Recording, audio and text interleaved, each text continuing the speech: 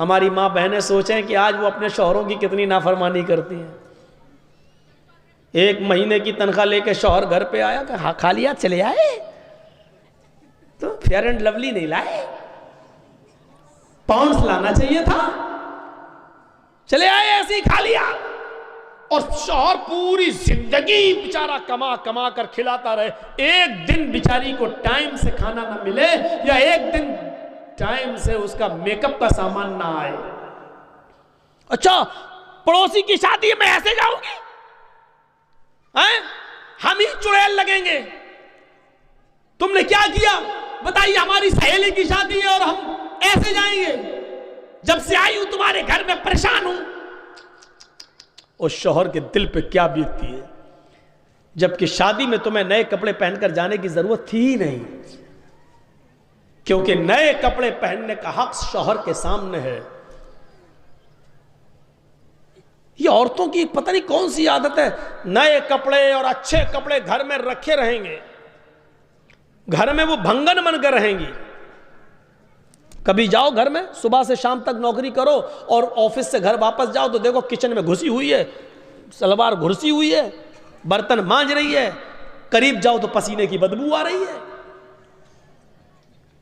جبکہ اس عورت کو معلوم ہے کہ میرا شوہر آفس سے آنے والا ہے, اس کو پہلے سے بند سنور کر تیار رہنا چاہیے, اچھے کپڑے پہن کر تیار رہنا چاہیے. گھر میں رہے گی بھنگن بن کر اور شادی میں جائے گی ہیما مالنی کی اماں بن کر.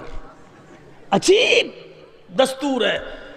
شوہر لا رہا ہے, کما رہا شوہر, اور دیکھ رہے پڑوسی, دیکھ رہے گاؤں والے, دیکھ رہے محلے والے. یہ عجیب سسٹم ہے, عجیب سسٹم. ہماری ماں بہنوں کو اس سسٹم کو بدلنا پڑے گا, اس سسٹم کو بدلنا پڑے گا, سیکھنا پڑے گا حضرت ام سلیم سے. حضرت ابو طلحہ کا بیٹا, اے بیٹا یہ ام سلیم کو دیکھیے آپ, ابو طلحہ کا بیٹا ام سلیم کا بیمار رہتا تھا, روزانہ خیر خیریت پوچھتے تھے. ایک دن دیر سے آئے اور بچے کا انتقال ہو گیا. سوچئے بچے کا انتقال. میری ماں بہنوں تم اس واقعے کو سنو, یہ تمہارے مطلب کا واقعہ ہے. شوہر ذرا دیر سے گھر سے کام سے آئے, تھکے ہوئے تھے, سیدھے روم میں چلے گئے. ام سلیم نے محلے کی عورتوں سے کہہ دیا کہ میرے بیٹے کا انتقال ہو گیا, لیکن اس کی خبر میرے پتی کو, میرے شوہر کو, میرے علاوہ کوئی دوسرا نہیں دے گا. تم جاؤ, میرے گھر میں بھیڑ مت لگاؤ. شوہر کو ابھی پتہ نہیں کہ گھر میں میرا بیٹا انتقال کر گیا. شوہر عشاء کے بعد گھر میں آئے. گھر میں آتے ہی پوچھا بیوی سے, ام سلیم, کہا جی کیا ہوا, بیٹا کیسا ہے؟ کہا الحمدللہ, اور دنوں کی بنسبت آج بچے کو بہت آرام ہے. آج تو اتنا آرام ہے کہ آج جتنا آرام تو بچے کو کبھی ملا ہی نہیں. دیکھیے کتنی خوبصورتی کے ساتھ اپنے شوہر کو یہ پیغام دے دیا. اچھا ٹھیک ہے, سونے دو, سو رہا ہے, سونے دو, ٹھیک ہے, تب اس کو جگانا ٹھیک نہیں ہے, سو رہا ہے. کہا ٹھیک ہے, آپ نہا دھو لیجئے, فریش ہو جائیے, میں کھانا لگاتی ہوں. محلے کی کسی بھی عورت کو آنے نہیں دے رہی ہیں, اور شوہر کی سیوا دیکھو اس حال میں کہ بغل کے روم میں بیٹے کی لاش ہے, بغل کے روم میں بیٹے کا جنازہ رکھا ہوا ہے, بغل کے کمرے میں بیٹے کی روح کا جسم پڑا ہوا ہے. تصور کرو میری بہنوں, میری ماؤں, کھانا کھلایا اچھی طریقے سے, شوہر نے کھانا کھایا, ام سلیم بھی اپنے شوہر کے ساتھ کھانا کھا رہی ہیں. اور کھانا کھانے کے بعد ام سلیم نے میک اپ کیا, خوشبو لگائی. عورت خوشبو لگا سکتی ہے لیکن گھر کے اندر, گھر کے باہر تو وہ ڈابر آنولا کا تیل بھی لگا کر نہیں نکل سکتی ہے. گھر کے باہر اگر جاتی ہے تو میک اپ تو بہت دور کی بات, خوشبو اور پرفیوم تو بہت دور کی بات, خوشبودار کوئی چیز بھی استعمال نہیں کر سکتی ہے. اگر کسی تیل میں سینٹ آتا ہے, خوشبو آتی ہے, تو وہ تیل بھی لگا کر گھر سے باہر نہیں نکل سکتی ہے. کوئی بجنے والی چیز بھی پہن کر گھر سے باہر نہیں نکل سکتی ہے. چوڑیاں جو کھنکھناتی ہیں اور چلیں تو آواز کریں، وہ گھر سے باہر نکلتے وقت تو چوڑیاں بھی نہیں پہن سکتی ہے. پائل جو چلتے وقت جو پائلوں کی چھنکار اور اس کی آواز اور اس میں لگے ہوئے گھنگروؤں کی آواز اگر آتی ہے تو وہ ایسی پازیب اور ایسی پائل اور ایسے گھنگرو بھی نہیں پہن سکتی ہے.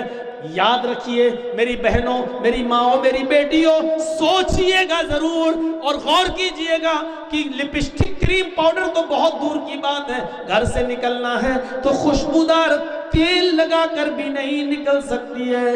چوڑیاں جو کھنکھناتی ہیں، کھن کھن کی آواز، یا چلتے وقت وہ چوڑیوں کی آواز آئے، چلتے وقت ہاتھ ہلیں اور چوڑیاں بولیں، تو ان چوڑیوں کو پہن کر بھی نہیں جانا ہے. پائل اگر اس میں آواز ہے تو وہ بھی پہن کر نہیں جا سکتی ہیں.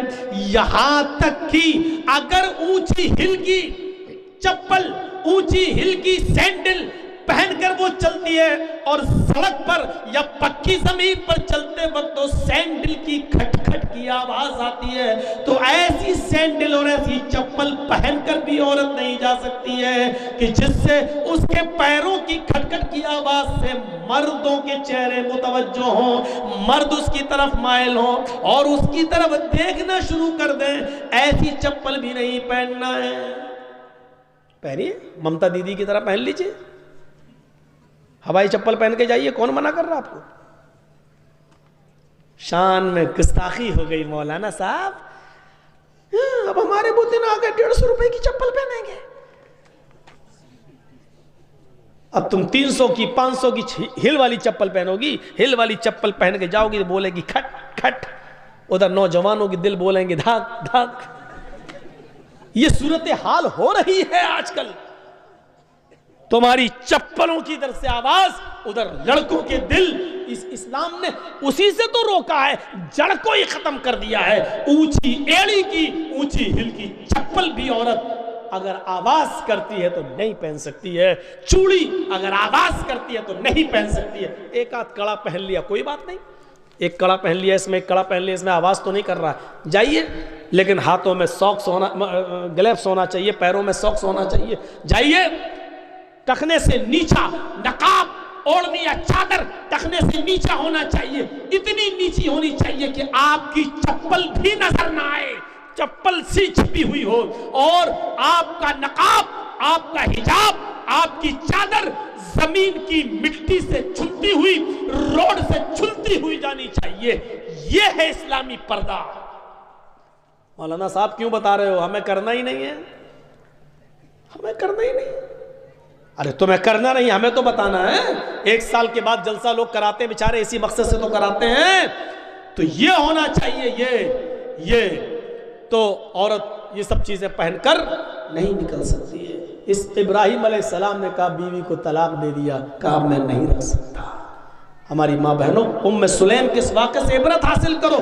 میک اپ کرتی ہیں، خوشبو لگاتی ہیں، خوشبو لگانے کے بعد وہ اپنے شوہر کے پاس بھی جاتی ہیں اور وہ اپنے شوہر سے مجامعت بھی کرتی ہیں، ہم بستر بھی ہوتی ہیں. سوچئے بغل میں بیٹے کی لاش ہے، بیٹے کا جنازہ ہے، اور وہ رات میں میک اپ. تصور کریں ہماری بہنیں اور ہماری قوم کی بیٹیاں، کیا گھر میں آپ کے بیٹے کا انتقال ہو جائے، کیا ایسی صورت میں اپنے شوہر کو اتنا خوش رکھ سکتی ہیں؟ ہم بستری کے بعد جب دونوں فارغ ہوئے، شوہر نے جلدی سے غسل کر لیا. رات میں پیار بھری باتیں ہوتی رہیں، بات بچے کی نکل آئی. بیوی نے بڑے پیار سے کہا، ام سلیم نے، آج مجھے ایک سوال میرے ذہن میں کھٹک رہا ہے جو دور نہیں ہو رہا ہے. بڑی میں پس و پیش میں، شچ و پنج میں پھنسی ہوئی ہوں کہ کیا ہونا چاہیے. ابو طلحہ نے کہا کیا بات ہے بتاؤ. کہا کہ میری ایک سہیلی نے کچھ مہینے پہلے ایک امانت میرے پاس رکھی تھی جو بہت قیمتی امانت تھی، اور یہ کہا تھا کہ میں کہیں دور جا رہی ہوں 2 4 6 مہینے کے بعد جب میں واپس آ جاؤں تو میری امانت واپس کر دیجئے۔ لیکن میرے پتی جی، میرے ہسبینڈ، اس نے جو امانت دی تھی وہ مجھے بہت پسند آ گئی، میرا دل اس پر آ گیا، میں چاہتی ہوں کہ اس کو رکھ لوں اور اس جس کی امانت تھی اس کو میں واپس نہ کروں۔ ابو طلحہ نے کہا نہیں، یہ تو غلط بات ہے، یہ امانت میں خیانت ہے، یہ گناہ ہوگا۔ اگر وہ اپنی امانت مانگ رہی ہے تمہاری سہیلی تو اس کی امانت تمہیں واپس کرنا پڑے گی۔ کہا لیکن وہ امانت مجھے بہت پسند ہے، اس چیز پر میرا دل آ گیا ہے، میں نہیں چاہتی ہوں کہ اس کو وہ دوں۔ ابو طلحہ نے کہا تم بہت غلط کر رہی ہو، تمہیں اس کی امانت دینا پڑے گی ورنہ جہنم میں جاؤ گی، بے ایمانی مت کرو، جس کی امانت تھی اس کی امانت واپس کر دو۔ کہا میرے پیارے شوہر، تو پھر ایک امانت اللہ نے مجھے دی تھی،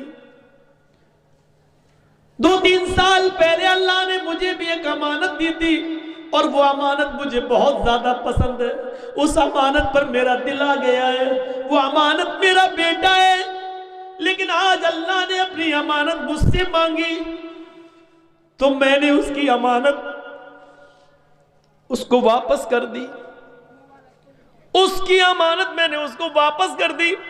اگر میں اپنے پاس رکھتی اور اس پر بے ایمانی کرتی تو امانت میں خیانت ہوتی۔ میرے پیارے شوہر، بچہ آرام سے سو رہا ہے، اس کا مطلب یہ ہے کہ بچہ میرا اس دنیا میں نہیں رہا، اللہ کی امانت تھی، اللہ نے اس بچے کو لے لیا ہے۔ ابو طلحہ کے پیروں کے نیچے سے زمین سرک گئی، بولے تو کچھ نہیں، لیکن کہا کہ اس حال میں بھی تم مجھے کھانا کھلا رہی ہو، تم مجھ سے ہم بستری کر رہی ہو، پیار و محبت تم نے مجھ سے کیا ہے، تم نے بچے کے بارے میں مجھے بتایا نہیں۔ وہ تو ٹھیک ہے، اللہ کی امانت تھی، اللہ نے لے لیا، لیکن اس کا یہ مطلب تو نہیں تھا کہ تم محلے کی عورتوں کو بھی روکے رکھو۔ کوئی بات نہیں ہے، صبح سورج نکلنے کے بعد اس بچے کو دفن کر دیا جائے گا۔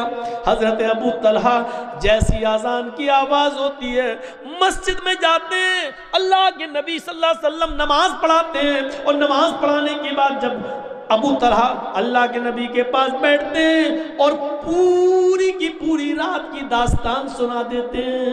اللہ کے نبی ایسا ہوا، میری بیوی نے رات میں بھی نہیں بتایا ہے، میری بیوی نے مجھے کھانا بھی کھلایا ہے، اس کے بعد ہم بستری بھی کیے، شاریرک سمبند بھی بنایا ہے۔ اے اللہ کے نبی، اس کے بعد کا اللہ کی امانت تھی، اللہ نے لے لیا۔ اللہ کے نبی فرماتے ابو طلحہ بس اے ابو طلحہ، اللہ تمہاری بیوی کو جزائے خیر دے، اللہ اس کو اچھا بدلہ دے، اور تم دونوں نے آج رات میں جو مجامعت کی، جو ہم بستری کی ہے، اللہ اس میں برکت عطا فرمائے، اللہ اس میں برکت عطا فرمائے، اللہ اس میں برکت دے۔ اسی دن کی مجامعت اور ہم بستری سے حضرت ام سلیم کو حمل ٹھہرا ہے، اسی ام سلیم کو حمل ٹھہرا ہے، اور اسی ابو طلحہ کو ام سلیم سے اسی دن حمل ٹھہرا ہے، اور پھر 9 مہینے کے بعد بچہ پیدا ہوتا ہے۔ اس بچے کا نام انس رکھا جاتا ہے، اس بچے کا نام انس رکھا جاتا ہے۔ اللہ کے نبی جب یہ بچہ پیدا ہوا تو سب سے پہلے اللہ کے نبی نے کھجور اپنے منہ میں چبایا، اور چبایا ہوا کھجور نکالا اور اپنی انگلی سے نکال کر حضرت انس کے منہ میں ڈالا اور دعا کی، اے اللہ حضرت انس کے مال میں اور اس کی اولاد میں برکت عطا فرما، اس کی اولاد میں برکت عطا فرما، ان کے مال میں اور ان کی اولاد میں برکت عطا فرما۔ یہ انس ہی تھے جنہوں نے 10 سال جناب محمد رسول اللہ کی خدمت کی ہے، یہ انس ہی تھے آگے چل کر یہ بڑے امیر بنے، اللہ نے ان کی دولت میں بھی اضافہ کیا اور ان کے بچوں کی تعداد میں بھی اضافہ ہوا ہے۔ مدینے میں اکثر بچوں کی تعداد ہی انہی کی نظر آتی تھی، سب سے زیادہ بچے انہی کے نظر آتے تھے۔ یہ دعا کا اثر تھا جناب محمد رسول اللہ صلی اللہ علیہ وسلم کی دعا کا۔ کہنا یہ چاہتا ہوں کہ اس واقعے کو دیکھیے کہ پہلے زمانے کی عورتیں بچے کے انتقال کے بعد بھی میک اپ اپنے شوہر کے لیے کر رہی ہیں، بن ٹھن کر اپنے شوہر کے لیے رہ رہی ہیں، اپنے شوہر کو سکون پہنچا رہی ہیں، یہاں تک کہ رات میں شوہر نے جب میک اپ میں اور خوشبو میں اپنی بیوی کو دیکھا تو وہ بھی اپنے آپ کو روک نہ سکے اور انہوں نے ان سے ہم بستری بھی کی، اور اس ہم بستری پر برکت کی دعا جناب محمد رسول اللہ صلی اللہ علیہ وسلم نے کی کہ اللہ اس رات میں تمہیں کوئی برکت عطا فرمائے۔ پھر حضرت انس پیدا ہوتے ہیں، پھر انس کے منہ میں بھی سب سے پہلے لقمہ لعاب دہن جناب محمد رسول اللہ کا جاتا ہے۔ میرے پیارے ساتھیوں، پھر انس کے مال و دولت، مال و اولاد میں برکت کی دعا بھی اللہ کے نبی کرتے ہیں۔ تو یہ اس زمانے میں یہ حال تھا، وَلَا تَوْقَنَّ وَالِدَيْكَ وَإِنْ أَمَرَاكَ أَن تَخْرُجَ مِنْ أَهْلِكَ وَمَالِكَ، اپنے والدین کی نافرمانی مت کرنا، اگرچہ وہ دونوں تمہیں حکم دیں کہ ان کے گھر سے نکل جاؤ، اپنے بیوی بچوں کو چھوڑ دو، مال و دولت کو چھوڑ دو، تب بھی ان کی نافرمانی مت کرنا۔ وَلَا تَتْرُكَنَّ صَلَاةً مَكْتُوبَةً مُتَعَمِّدًا، فرض نماز کبھی بھی قصداً جان بوجھ کر مت چھوڑنا۔ فَإِنَّ مَن تَرَكَ صَلَاةً مَكْتُوبَةً مُتَعَمِّدًا فَقَدْ بَرِئَتْ مِنْهُ ذِمَّةُ اللَّهِ، جو فرض نماز قصداً جان بوجھ کر چھوڑ دیتا ہے اللہ کی ذمہ داری اس کے اوپر سے ہٹ جاتی ہے۔ جب نمازی نماز نہ پڑھے اور فرض نمازوں کا جنازہ نکلتا رہے تو اللہ کی اس کے اوپر کوئی ذمہ داری نہیں ہے، مرے کٹے کچھ بھی ہو پھر اللہ کی کوئی ذمہ داری اس کے اوپر نہیں رہی ہے۔ فقط بریت منہ ذمۃ اللہ، اللہ کے ذمے سے وہ آدمی نکل گیا ہے جو فرض نماز کی پابندی نہیں کرتا ہے۔ غیبی مدد کرنے والا اللہ ہے، کسی بندے کو مت ماننا۔ بیٹا بیٹی دینے والا اللہ ہے، کسی بندے میں تصور مت کرنا۔ دعاؤں کا سننے والا اللہ ہے، کسی مخلوق میں یہ تصور مت کرنا۔ ساری کائنات کو سننے والا اللہ ہے، یہ کسی مخلوق میں مت ماننا۔ ہر چیز کا علم اللہ کو ہے، یہ کسی مخلوق کے اندر مت ماننا۔ شرک کس کو کہتے ہیں؟ شرک کہتے ہیں اللہ کی صفات کو کسی بندے کے اندر تسلیم کرنا۔ جیسے اللہ سننے والا ہے، اب آپ کہو گے ہم بھی تو سننے والے ہیں، ہاں ٹھیک ہے، آپ سننے والے ہیں، لیکن ہم میں اور اللہ میں کیا فرق ہے؟ اللہ بیک وقت پوری کائنات، پوری دنیا میں جو بول رہا ہے سب کو سن رہا ہے، یہاں تک کہ اس زمین کے نیچے بھی اگر کوئی مخلوق زندہ ہے، سمندر کی تاریکیوں میں مچھلی، مگرمچھ اور کچھوے وہ زندہ اور چیخ رہے ہیں یا بول رہے ہیں تو اللہ ان کو بھی سن رہا ہے۔ یہ صفت کسی بندے کے اندر، کسی پیر کے اندر، کسی ولی کے اندر، کسی بزرگ کے اندر نہیں مانی جا سکتی ہے۔ اگر ہم نے ایسا ہی کسی بندے کو مان لیا تو یہ ہوا اللہ کے ساتھ کسی کو شریک کرنا، اور اللہ کو یہ چیز برداشت نہیں ہے۔ ارے آپ اپنی بیوی کی تھوڑی سی بے غیرتی برداشت نہیں کر سکتے؟ ایک بات بتائیے، بشٹم نگر کا اگر کوئی آدمی دلی میں رہتا ہو، کام کرتا ہو، اور ایک آدھ سال کے بعد بشٹم نگر آتا ہو اور دوسرا آدمی یہاں سے دلی گھومنے گیا اور آپ سے ملا، اور جب وہ بشٹم نگر آنے لگا تو آپ نے کہا لو یار گھر جا رہے ہو نا گاؤں کے، ہاں لو ایک ساڑھی لے جاؤ میری بیوی کو دے دینا۔ آپ نے 3000 کی، 4000 کی، 5000 کی خوبصورت ساڑی خرید کر اپنے دوست کو دی کہ تم گاؤں جا رہے ہو بشٹم نگر، جا کے میری بیوی کو دے دینا۔ یہ اب آپ کا دوست ساڑی لے کر جب بیوی کے پاس آیا آپ کی، تو آپ کی بیوی کو ساڑی دیتا ہے کہ لیجیے آپ کے ہسبینڈ نے ساڑی دلی سے بھیجی ہے، تو بیوی کا کیا فرض بنتا ہے؟ کس کی تعریف کرے، شوہر کی یا ساڑی دینے والے کی؟ شوہر کی تعریف کرے گی کیونکہ اس نے بھیجی ہے۔ لیکن اب وہ شوہر کی تعریف نہ کر کے ساڑی دینے والے کی تعریف کرے، ماشاءاللہ کتنے اچھے ہیں آپ، اتنی دور سے میرے لیے ساڑی لے آئے۔ ارے اس نے تو بھیجا، لے کے تو آپ آئے ہیں نا، آئیے چائے پیجیے، اور گھر کے دروازے کے ساتھ ساتھ دل کے دروازے بھی اس کے ساتھ کھول دے۔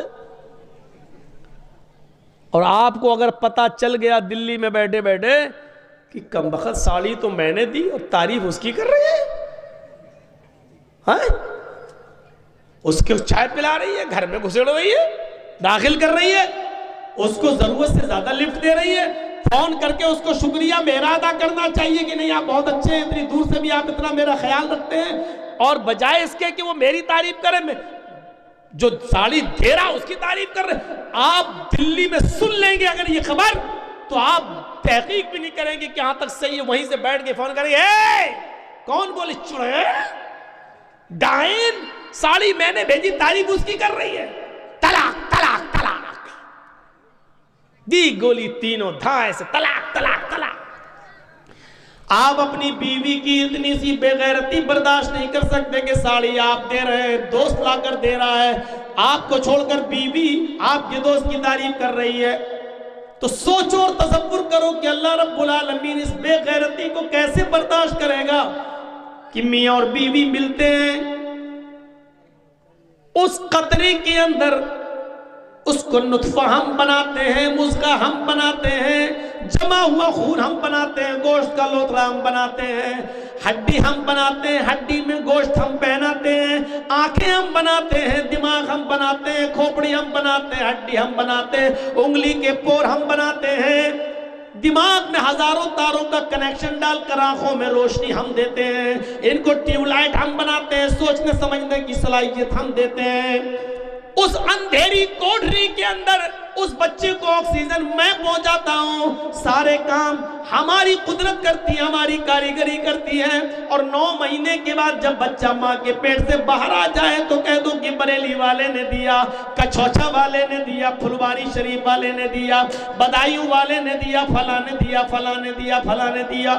سوچو سب ہم کریں، سب ہم کریں اور نام ہماری کسی بندے کا لیا جائے، اللہ رب العالمین بھی اس بے غیرتی کو برداشت نہیں کر سکتا۔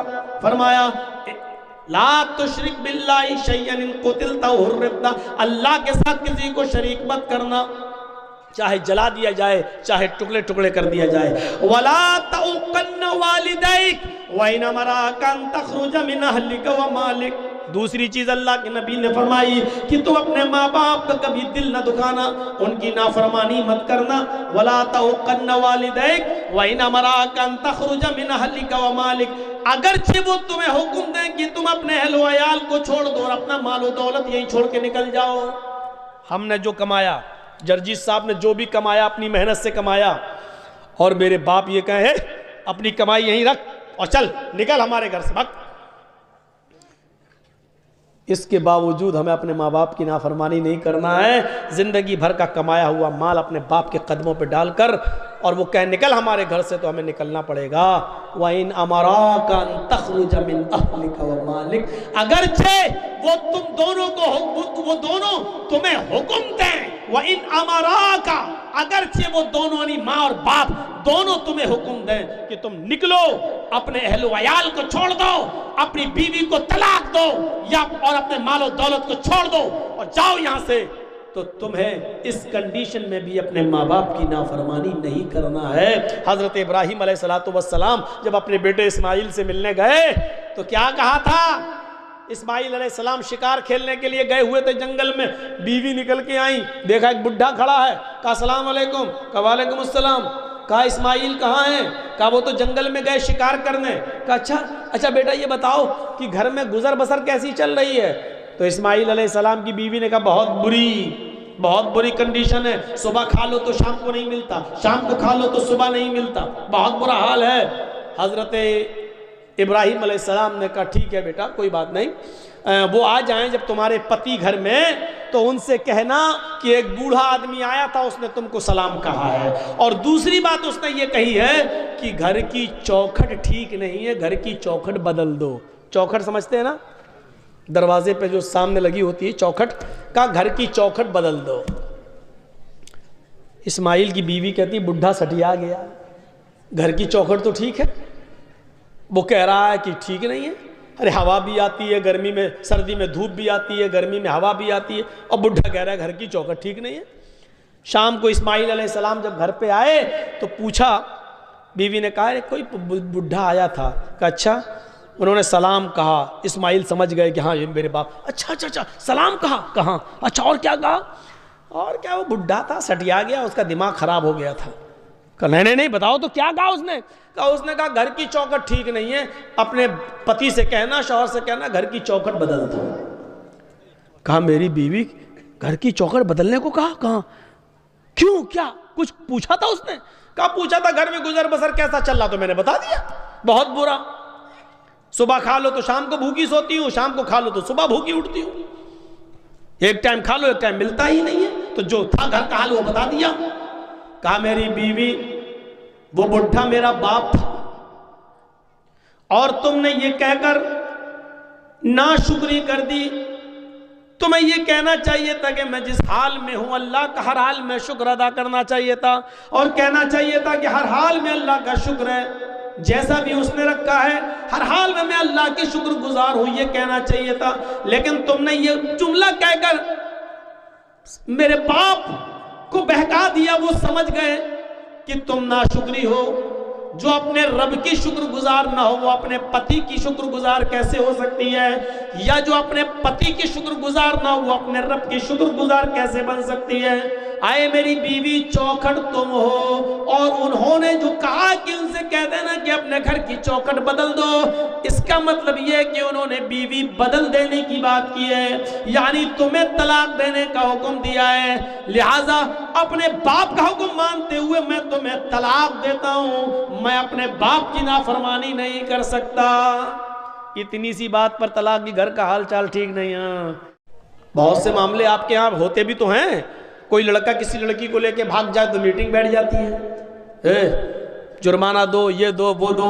سماج میں بہت جلدی سرپنچ لوگ بیٹھ جاتے ہیں کہ ایسا کیا، ہاں چلو میٹنگ ہوگی، پنچایت بیٹھے گی، لیکن پنچایت کبھی اس بارے میں بیٹھی کہ فلاں آدمی کے لڑکے نے فجر کی نماز نہیں پڑھی، فلاں آدمی فجر میں مسجد میں نہیں دکھائی دیا، کبھی پنچایت جوڑی ہے آپ نے کہ اس کے لیے کیا سزا متعین کی جائے؟ فلاں کا آدمی شراب پیتا، کبھی آپ نے پنچایت بٹھائی کہ اس آدمی کو کیا سزا دی جائے؟ فلاں کا آدمی جوا میں رقم جیت کر آیا یا ہار کے آیا، اس کو کیا سزا دی جائے؟ نہیں صاحب، آپ اس کی پنچایت نہیں جوڑیں گے، جو ہمیں پسند آئے گا وہ ہم کریں گے، اور جو ہمیں پسند نہیں آئے گا وہ ہم نہیں کریں گے۔ سماج اور سوسائٹی کے اندر یہ چیز ہونی چاہیے، اگر اس کی میٹنگ کر رہے ہو تو اس کی بھی میٹنگ کرو۔ ایک بات یاد کرنا، اللہ کے نبی نے نیکیاں کرنے کا اتنا حکم نہیں دیا، یہ ایک بات یاد رکھیے، نیکیاں کرنے کا اتنا حکم نہیں دیا جتنا برائیوں سے روکنے کا حکم دیا ہے، کیونکہ بہت سی نیکیاں ایسی ہیں جو ہم کرتے تو ہیں لیکن برائیاں ان نیکیوں کو دیمک کی طرح چاٹ جاتی ہے۔ ہم نیکیاں کر رہے ہیں لیکن وہ برائیاں بھی موجود ہیں، تو وہ برائیاں جب ہم کرتے ہیں تو وہ اس نیکی کو ختم کر دیتی ہے، وہ اس نیکی کو چاٹ جاتی ہے۔ اس لیے اللہ کے نبی نے یہ تو کہا نیکیوں میں آگے بڑھو، لیکن اتنا زور نیک کام کرنے پر نہیں دیا جتنا زور برائیوں سے روکنے پر دیا ہے۔ آئیے اور دیکھیے دلیل، فرمایا اللہ کے نبی نے من رأى منکم منکرا فلیغیر بیدہ، جس برائی کو تم اپنے آنکھ سے دیکھو پہلے اس کو اپنے ہاتھ سے دور کرو، جس برائی کو اپنی آنکھ سے دیکھو اس کو اپنی طاقت سے دور کرنے کی کوشش کرو، اپنے ہاتھ سے مٹاؤ، اپنے ہاتھ سے دور کرنے کی کوشش کرو۔ لیکن اگر اپنے ہاتھ سے روکنے میں ڈر ہے، اپنے ہاتھ سے روکنے میں فساد اور فتنہ پھیل جانے کا ڈر ہے کہ سماج و معاشرے میں فتنہ پھیل جائے گا، مثلا آپ کے لڑکے کی شادی ہے، آپ نے 500 آدمی بارات میں لے جا رہے ہیں، ہمیں معلوم ہے کہ 500 آدمی کی بارات لڑکی والے پر بوجھ ہے، ہمیں معلوم ہے کہ یہ غلط کام ہے، لیکن جرجیز صاحب اگر اپنے ہاتھ سے بارات روکیں گے، نہیں جانے دیں گے، جا کے دکھاؤ، تو فتنہ پھیلے گا، پورا گاؤں ایک طرف ہو جائے گا، بھائی جرجیز صاحب تمہارے باپ کا کیا جا رہا ہے؟ وہ جا رہا تو جانے دو، سب غلط ہے، غلط ہے تو یہ مسجد کے ممبر پہ بولو، سماج میں بولنے کا ادھیکار تمہیں نہیں ہے۔ اب ہمیں معلوم ہے کہ اگر اپنے ہاتھ سے روکیں گے، بارات نہیں جانے دیں گے تو الٹے ہم ہی پٹیں گے، فتنہ اور فساد کا ڈر ہے، چھوڑ دی۔ اب اللہ کے نبی کیا کہتے ہیں؟ اگر فتنہ اور فساد کا ڈر ہو ہاتھ سے روکنے میں، فَإِن لَّمْ يَسْتَطِعْ فَبِلِسَانِهِ، اگر ہاتھ سے کسی چیز کو، ہاتھ سے کسی برائی کو روکنے میں اگر تمہاری طاقت نہ ہو تو تم زبان سے منع کرو. صاحب برا ہے، غریب لڑکی ہے، سوچو ہیں. اگر تم کسی غریب لڑکی کے پاس 500 آدمی کی بارات لے کے جاؤ گے تو اور غریب لڑکیاں کیا کریں گی؟ یا تم کسی امیر بیٹی کی شادی میں جا رہے ہو 500 آدمی کی بارات لے کر، غریب بیٹیاں کیا سوچیں گی؟ یا غریب لوگ اپنی بیٹیوں کے بارے میں کیا تصور کریں گے؟ آپ زبان سے کہیے. لیکن کبھی کبھی زبان سے بھی کہنا فتنہ ہو جاتا ہے. ایسے موقع پر اگر آپ زبان سے کہیں گے تو لوگ کیا کہیں گے؟ اے مولانا، یہ تیرا اسٹیج نہیں ہے، یہ مسجد کا ممبر نہیں ہے جو تم بولنے آئے ہو، چلو یہاں سے ہٹو. اگر زبان سے بھی کبھی کبھی کہنے میں فتنہ و فساد کا ڈر ہو، فَإِن لَمْ يَسْتَطِعْ فَبِقَلْبِهِ، تو دل سے برا جانو. تو دل سے برا جاننے کا مطلب یہ ہے، دل سے برا جانو.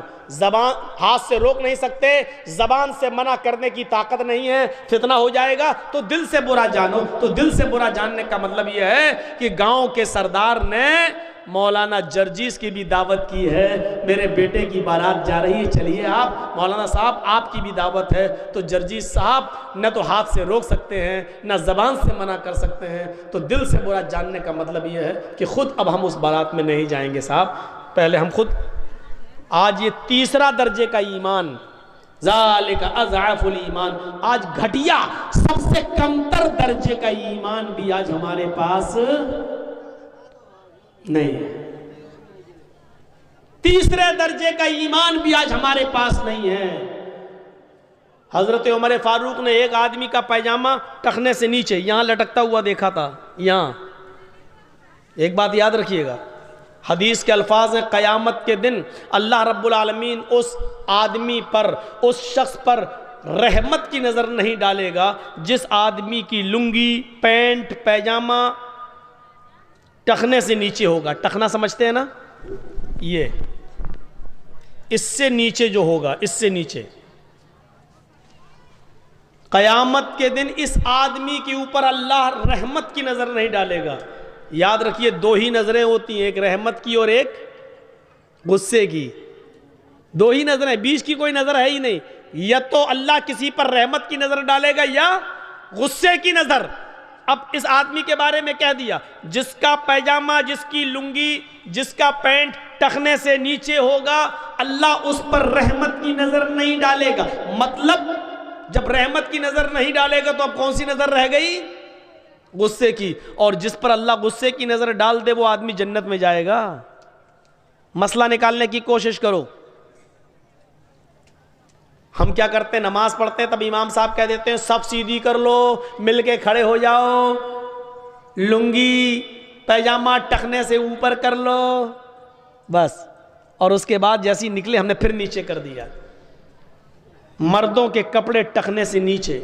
حضرت عمر فاروق نے ایک آدمی کو دیکھا کہ اس کا پیجامہ ٹخنے سے نیچے ہے، تو حضرت وہ جا رہا سیدھے، تو حضرت عمر نے اس کو دیکھتے ہوئے ایسے کہا اے.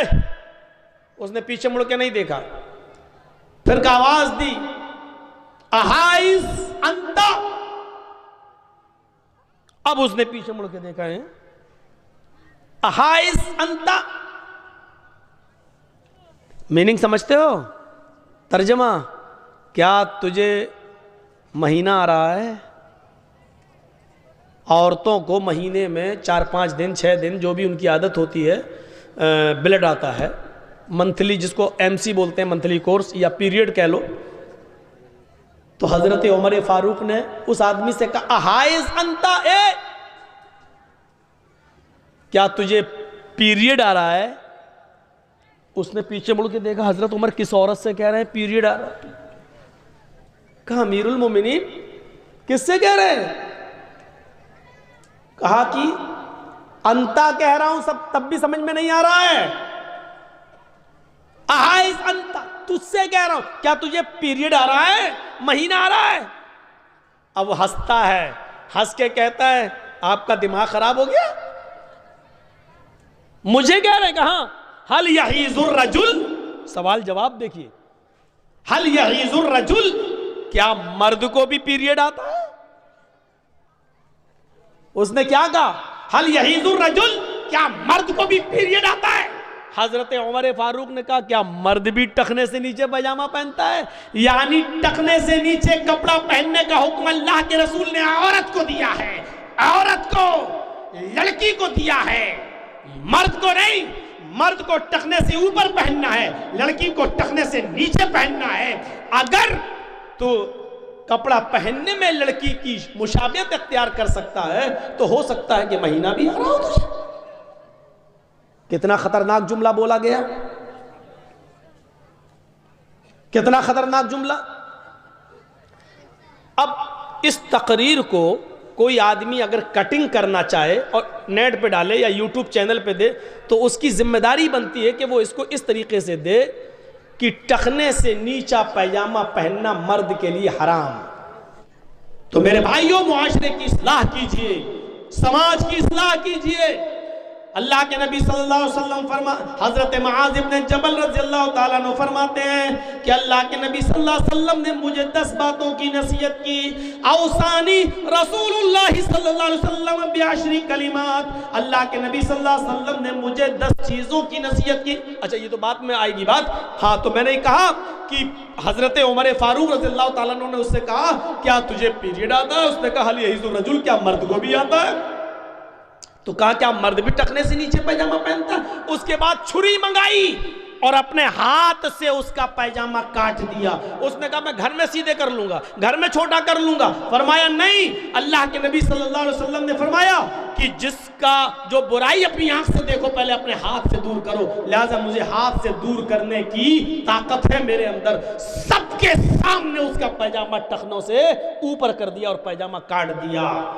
ٹھیک ہے آپ معاشرے میں ایسا نہیں کر سکتے ہو، گاؤں میں ایسا نہیں کر سکتے ہو، لیکن کم سے کم اپنے گھر میں تو ایسا کر سکتے ہو۔ آپ اپنے بچوں کو تو آپ خود تو ایسا کر سکتے ہو۔ آپ اپنی بیٹی اور اپنی بیوی اور اپنی بہنوں کو تو آپ پورا کپڑا پہنا سکتے ہو، پورا سوٹ دلا سکتے ہو۔ آپ کی بیٹیاں کم کپڑے کیوں پہن رہی ہیں؟ آپ کی بیوی ایسی ساڑی کیوں پہن رہی ہے کہ ساڑی پہننے کے بعد اس کے پیٹ کا حصہ دکھے، اس کی ناف دکھے، اس کی پیٹھ دکھائی دے؟ ایسا کیوں ہو رہا ہے سماج میں، سوسائٹی کے اندر؟ حضرت عمر فاروق رضی اللہ تعالیٰ عنہ ایک بار رات کی تاریکی میں گشت کرنے نکلے کہ دیکھیں کہ کون بھوکا ہے، کون کھایا ہوا ہے۔ جب رات کی تاریکی میں گشت کرنے نکلے تو ایک مکان سے ایک عورت کے گانے کی آواز آ رہی تھی۔ ایک مکان سے ایک عورت کے گانے کی آواز آ رہی تھی اور وہ عربی میں جو گنگنا رہی تھی اس کا اردو میں ٹرانسلیٹ یہ ہوا، اس کا اردو میں ترجمہ یہ ہوا، کاش آج نضر ابن حارث مجھے مل جاتا، کاش آج نضر ابن حارث مجھے مل جاتا تو آج کی رات وہ میرے پاس ہوتا اور اس چارپائی کے چرمرانے کی آواز آ رہی ہوتی، یعنی میں اس کے ہم آغوش ہوتی، میں اس کے ساتھ آج ملتی، میں اس کے ساتھ جسمانی تعلقات قائم کرتی۔ کاش نضر ابن حارث مجھے مل جاتا اور میں نضر ابن حارث کو رات میں اپنی چارپائی پہ بلاتی، اپنے بستر پر اس کو اپنے ساتھ سلاتی۔ حضرت عمر فاروق نے مکان کا نمبر نوٹ کر لیا، صبح ہو کر اپنے قاصد کو، اپنے میسنجر کو بھیجا اور کہا اس عورت کو بلا کر لاؤ۔ جب وہ عورت عمر فاروق کے پاس لائی گئی، جب وہ عورت عمر فاروق کے پاس لائی گئی تو عمر فاروق نے کہا کل تم یہ گانا گنگنا رہی تھی، اس کا کیا مطلب ہے؟ اس نے پہلے تو منع کیا۔ حضرت عمر نے جب چابک نکالا، جب کوڑا نکالا، کہا کہ دیکھو اس آواز کو میں نے اپنے کانوں سے سنا ہے، نضر ابن حارث کون ہے؟ کیا تعلق ہے تمہارا؟ کہنے لگی امیر المومنین میرا شوہر میدان جنگ میں شہید ہو گیا، قتل کر دیا گیا، شہید ہو گیا، ابھی تک پھر میں نے کوئی دوسری شادی نہیں کی ہے۔ نضر ابن حارث کو میں لائق کرتی ہوں، میں پسند کرتی ہوں۔ پوچھا نضر ابن حارث کون ہے؟ اس نے نضر ابن حارث کا نام بتا کر اس کا ایڈریس بتایا کہ فلاں فلاں جگہ رہتا ہے۔ کہا اچھا یہ بتاؤ کہ نضر ابن حارث میں تم نے ایسا کیا دیکھا ہے کہ جس کی وجہ سے تم اس کے اوپر فریفتہ ہو گئی ہو، تم اس کے اوپر مائل ہو گئی ہو؟ نوجوانوں سنو، سلمان خان کی طرح بال رکھنے والوں سنو، اس عورت نے جو چیز بتائی وہ غور سے سنو۔ اس نے کہا امیر المومنین نضر ابن حارث کوئی بہت خوبصورت آدمی نہیں ہے، کوئی بہت خوبصورت لڑکا نہیں ہے، ہاں لیکن اس کے سر کے بال بہت اچھے ہیں، اس کے آگے کے بال بہت اچھے ہیں، ہم اس کے بالوں پر فریفتہ ہو گئے ہیں، ہمیں اس کے بال پسند ہیں اور بالوں کی وجہ سے وہ مجھے پسند ہے۔ فرمایا نضر ابن حارث کو بلایا جائے۔ میسنجر گیا، قاصد گیا، نضر ابن حارث کو بلایا گیا، ان سے کہا گیا اے نضر ابن حارث اپنے بال دکھاؤ۔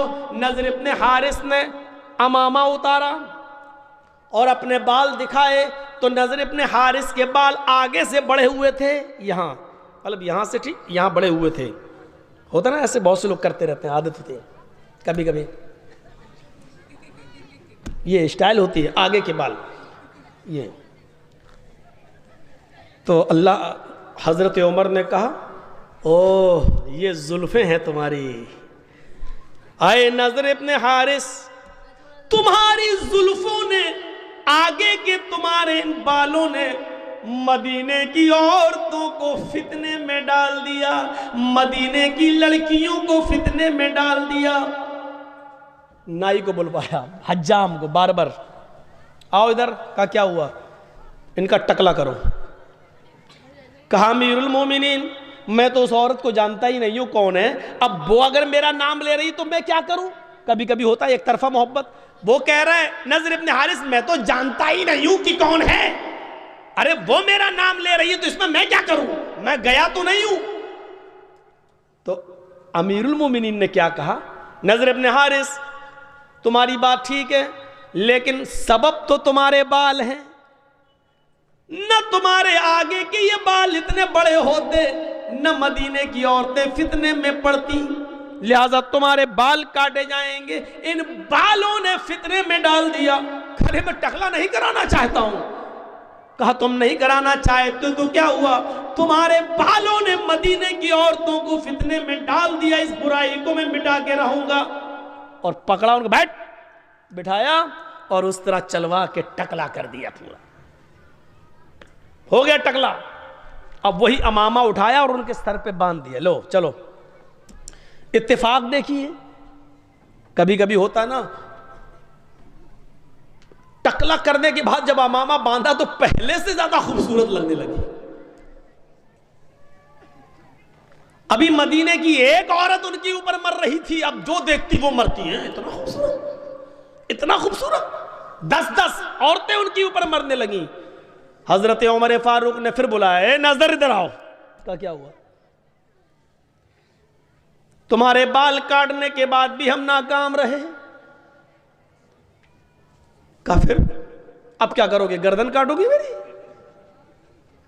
حضرت عمر ہنستے ہوئے کہتے ہیں تمہارے اس امامے نے اور تمہاری اس خوبصورتی نے ہی مردوں کی، مدینے کی عورتوں کو فتنے میں ڈال دیا، لہذا اب تمہیں اس مدینے سے نکالا جا رہا ہے، اب تم اس مدینے میں نہیں رہو گے اور میں تمہیں مبلغ بنا کر، داعی بنا کر یہودیوں کی یا عیسائیوں کی بستی میں بھیج رہا ہوں۔ تم عیسائیوں کی بستی میں داعی بن کر جاؤ گے، اور یاد رکھنا یہودی اور عیسائی کی بستیوں میں جانے کے بعد تمہیں وہاں کی لڑکیاں فتنے میں نہ ڈال دیں۔ یاد رکھنا تمہیں اپنے کام سے کام رکھنا، اگر وہاں کی لڑکیاں فتنے میں پڑ جائیں، تم سے عشق و پیار کرنے لگے تو تم ان کو اسلام کی دعوت دینا، تم ان کو اسلام کی تعلیم بتانا، تم ان کو نماز بتانا، تم ان کو روزہ بتانا، تم ان کو اسلام کی دعوت دینا۔ دیکھنا کہ وہ تمہاری طرف مائل ہو رہی ہیں تو تمہاری بات بھی مانتی ہیں نہیں مانتی ہیں، اور جب وہ ایک بار اسلام لے آئیں گی تو پھر ان کے نکاح مسلمان لڑکوں کے ساتھ، صحابہ کے ساتھ کروا دیے جائیں گے۔ پورا واقعہ بیان کرنے کا مقصد یہ ہے کہ حضرت عمر نے جب دیکھا کہ آگے کے بال مدینے کی عورتوں کو فتنے میں ڈال رہے ہیں تو اپنے ہاتھ سے پورے کے پورے بال کٹوا دیے۔ اس طریقے سے ایکشن لیا جاتا تھا سماج کے اندر کہ کون سی چیز فتنے میں ڈال رہی ہے، اس فتنے کو ختم کیا جاتا تھا۔ ہم لے رہے ہیں ایسا ایکشن؟ نہیں لے سکتے۔ گاؤں کے سردار ہیں لیکن شرابی لڑکوں پر ایکشن نہیں لے سکتے ہیں، بے نمازی لڑکوں پر ایکشن نہیں لے سکتے۔ کیوں؟ سردار صاحب خود نماز نہیں پڑھتے تو ایکشن لے کے کیا کریں گے؟ اگر بے نمازی پر ایکشن لے لیا تو لوگ کہیں گے اچھا سردار جی اپنے لیے چھوٹ، اپنے لیے چھوٹ۔ نہیں میرے پیارے ساتھیوں، حضرت عمر فاروق تو ایسی بستی کے اندر جاتے ہیں، حضرت اللہ، جبکہ نماز کا معاملہ اتنا سخت ہے، اتنا سخت ہے جو کسی بھی حال میں معاف نہیں ہے۔ کبھی میں نے شاید آپ کو بتایا اور نہ بتایا ہو تو آپ سن لیجئے، کیونکہ جو حدیث میں پڑھنے والا ہوں اس میں یہ لفظ بھی آیا ہے کہ لا تترکن صلاۃ مکتوبۃ متعمدا، کہ کوئی بھی آدمی فرض نماز قصدن جان بوجھ کر نہ چھوڑے۔ میرے بھائیوں، اے بچے، اے بھیا، یار یہ سامنے بیٹھ کر کربلا کا یدھ کر رہے ہیں تو چھوٹا موٹا آدمی نہیں ہے بھائی۔ چلیے اب اس کو بھی وہاں بھیج دو گے تو وہاں لڑنے لگیں گے۔ ایک کو ادھر بھیجو، ایک کو یہاں بھیجو۔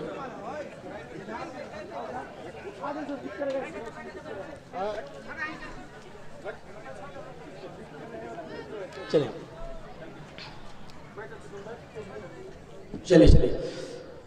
تو نماز کا معاملہ اتنا سخت ہے۔ ایک بات سن لیجئے بہت اچھی طریقے سے، نماز کا معاملہ اتنا سخت ہے جو کسی بھی حال میں معاف نہیں ہے۔ یہ تو سب نے بتایا ہوگا، معاف نہیں ہے۔ اس حال میں بھی معاف نہیں ہے کہ اگر آپ کو لنچنگ کرنے والے جو آج کل چل رہا ہے بہت زیادہ، کیونکہ ان کو بھروسہ اپنے آقا پر ہے، جب تک آقا ہے تب تک مارو، کیونکہ آقا کی خاموشی اجازت ہے، وہ خاموش ہے، مارو جتنا مارنا ہو۔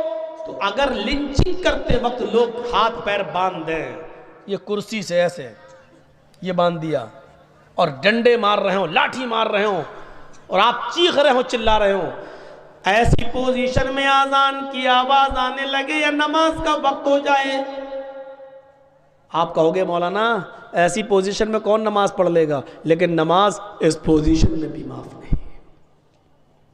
اب آپ اندازہ لگا سکتے ہیں، اس پوزیشن میں بھی نماز معاف نہیں ہے۔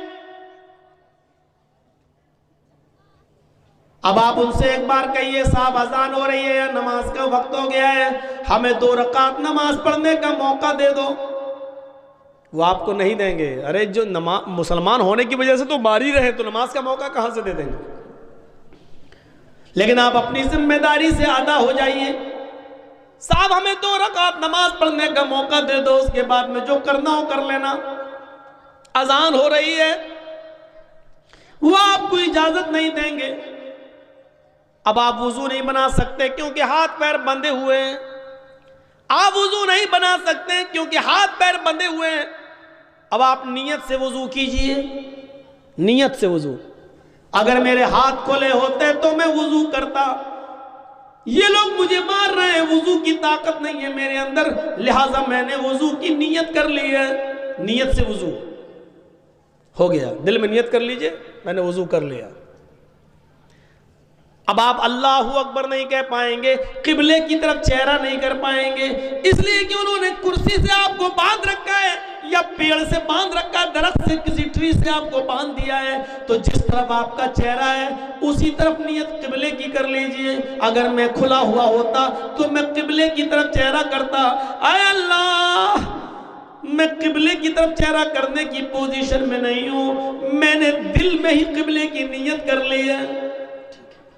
اب آپ اللہ اکبر نہیں کہہ پائیں گے، دل سے نیت وضو کی، دل سے قبلے کی طرف چہرہ، اور دل سے اب آپ ایسے ہی زبان سے کہیے اللہ اکبر، ہاتھ نہیں باندھ پا رہے کوئی بات نہیں، اللہ اکبر۔ اب آپ پڑھیے سبحانک اللہم و بحمدک و تبارک اسمک و تعالی جدک یا اللہم باعد بینی و بین خطایا یا کما باعدت بین المشرق۔ آپ پوری دعا پڑھ جائیے، الحمدللہ رب العالمین آہستہ پڑھ سکتے ہیں، آہستہ پڑھیے، زور سے پڑھنے کی طاقت تو ہے نہیں وہاں پر، اس لیے آپ اپنے ہونٹ ہلاتے رہیے اور پڑھتے رہیے اور اشارے سے کہیے اللہ اکبر، سبحان ربی العظیم، سبحان ربی العظیم، سبحان ربی العظیم۔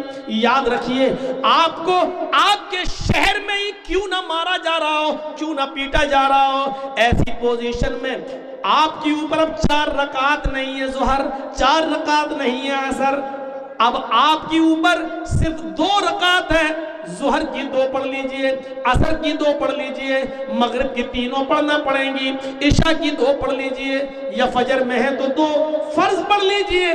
میرے بھائیو اب آپ کو صرف 2 رکعت پڑھنا ہے، مغرب کی 3 پڑھنا ہے، اور آپ پڑھ کے آپ ایسے ہی کہہ دیجئے السلام علیکم ورحمت اللہ، السلام علیکم ورحمت اللہ۔ نماز کے معاملے میں ہم آپ کو یہ بتانا چاہتے ہیں کہ نماز اس کنڈیشن میں بھی معاف نہیں ہے، نماز اس صورت میں بھی معاف نہیں ہے۔ اب آپ اندازہ لگا سکتے ہیں ہمارا معاشرہ، ہمارا سماج نماز سے کتنا دور ہو رہا ہے۔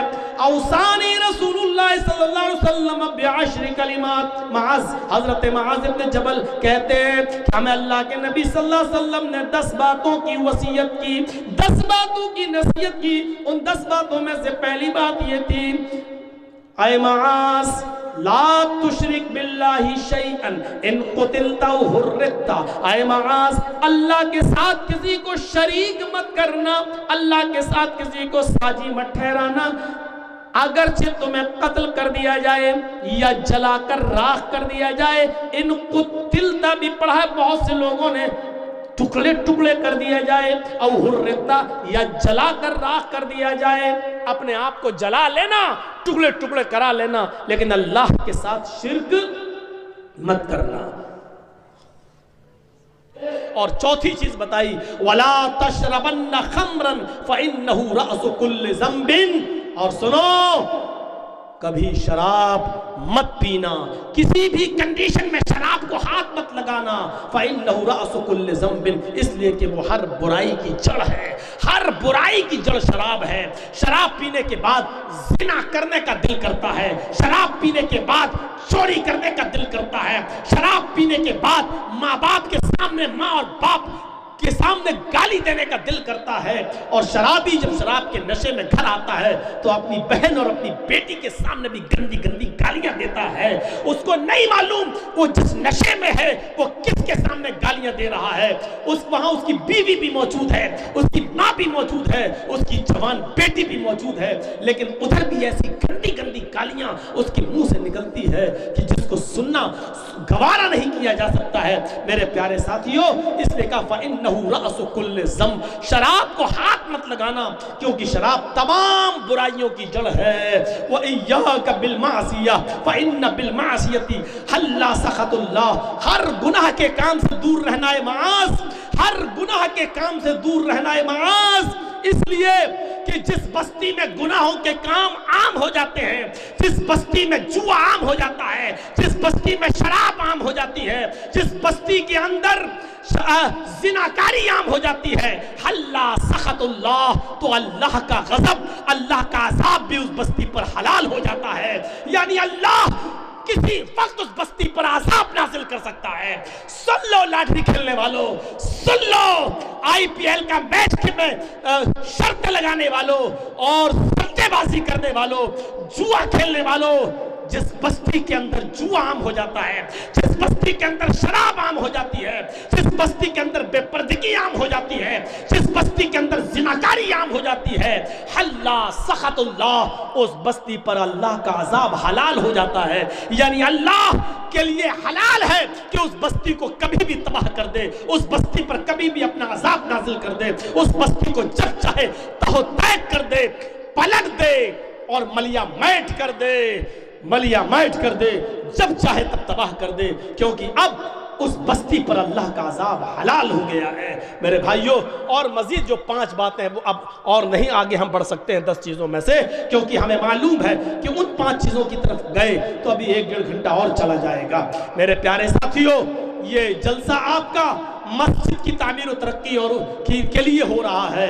ایک وقتیہ مسجد ہے، ایک جامع مسجد ہے، دونوں مسجدوں کی ترقی کے لیے ہو رہا ہے. اور ایک بات سنتے ہی جائیے گا یہاں سے کہ ایک بار مدینے کے اندر جب مسجد نبوی بن کر تیار ہوئی تو اتنا تیل نہیں تھا کہ چراغ جلا کر نماز پڑھ سکیں. 2-3 مہینے تک اندھیرے میں نماز ہوتی رہی. مسجد نبوی بننے کے بعد فجر کی نماز میں اندھیرا رہتا تھا، مغرب کی نماز میں اندھیرا رہتا تھا، عشاء کی نماز میں اندھیرا رہتا تھا، اس لیے کہ کسی کے پاس اتنا تیل نہیں تھا کہ وہ چراغ جلا سکیں. اتنا تیل نہیں تھا. 3-4 مہینے کے بعد ایک بار عشاء کی نماز پڑھانے کے لیے اللہ کے رسول مسجد نبوی میں گھسے تو کیا دیکھتے ہیں کہ مسجد نبوی کے کونے میں چراغ جل رہا ہے اور چراغ کی روشنی میں صحابہ کے چہرے جگمگا رہے ہیں. اللہ کے نبی صلی اللہ علیہ وسلم نے پوچھا یہ چراغ کس نے جلایا؟ ایک کونے سے آواز آئی، حضرت ایک صحابی کی، حضرت تمیم داری کی، کہ اللہ کے رسول ہم نے جلایا ہے، ہمارے پاس ایکسٹرا کچھ تیل تھا وہ میں لایا اور اس تیل سے چراغ جلایا ہے میں نے. اے اللہ کے رسول آج کے بعد مغرب اور عشاء اور فجر کی نماز میں اس مسجد میں چراغ جلے گا اور تیل کی ذمہ داری میری ہے، وہ تیل میں لا کر دوں گا. اللہ کے نبی نے نماز پڑھائی. نماز پڑھانے کے بعد تمیم داری نے پوچھا اے اللہ کے نبی کیا کوئی غلط تو نہیں کیا میں نے چراغ جلایا ہے، اس مسجد میں روشنی کر دی ہے، کوئی غلط تو نہیں کیا؟ اللہ کے رسول نے نماز پڑھانے کے بعد کھڑے ہو کر حضرت تمیم داری کو اپنے سینے سے لگایا اور گلے سے لگانے کے بعد کہا قد نورت الاسلام. اے تمیم تو نے مسجد نہیں چمکائی ہے، تو نے آج پورا اسلام چمکا دیا ہے، پورا اسلام روشن کر دیا ہے، پورے اسلام کے اندر روشنی پیدا کر دی ہے. اے تمیم داری آج تو نے صرف مسجد میں روشنی نہیں پیدا کی ہے بلکہ پورے اسلام کو روشن کر دیا ہے، پورے اسلام کو چمکا دیا ہے. جب مسجد میں چراغ جلانے پر اللہ کے نبی خوش ہو رہے ہیں اور کہہ رہے ہیں کہ تم نے پورا اسلام چمکا دیا ہے تو مسجد کو بنانا، مسجد کو سنوارنا اور مسجد کی تعمیر کرنا اور مسجد میں بڑھ چڑھ کر حصہ لینا کتنا بڑا ثواب ہوگا. میرے پیارے ساتھیوں، بڑھ چڑھ کر اس کار خیر میں آپ ہاتھ بڑھائیے. میں 10 منٹ اس اسٹیج پر بیٹھوں گا، اس کرسی پر بیٹھوں گا. آپ سے میری گزارش ہے، آپ نے اور لوگوں کے ہاتھ میں جو دیا ہے اس مسجد کے لیے میرے ہاتھ میں آپ کیا دیتے ہیں؟ مجھ سے کتنی محبت ہے؟ حضرت تمیم داری والی روایت سننے کے بعد آپ کے دل میں کتنا ایمان پیدا ہوتا ہے اور آپ کتنا اس مسجد کی تعمیر و ترقی میں بڑھ چڑھ کر حصہ لیتے ہیں، یہ آج مجھے دیکھنا ہے. میرے بھائیوں، ہم یہ بھی دیکھتے ہیں کہ آپ اتنی محبتوں سے مجھے بلاتے ہو. آج میری بات کتنی رکھتے ہیں آپ اور میری بات کا کتنا سمان دیتے ہیں آپ میری بات کو، یہ بھی آج ہم آپ کو آزمائیں گے اور دیکھیں گے. اللہ تعالیٰ سے دعا ہے کہ بارے الہ اس مسجد کے کام میں بڑھ چڑھ کر حصہ لینے والوں کو اے اللہ تو اجر عظیم عطا فرما، ان کو اجر عظیم سے نوازے. میرے بھائیوں، پھر ہم آپ سے گزارش کرتے ہیں کہ معاشرے کی اصلاح کریے.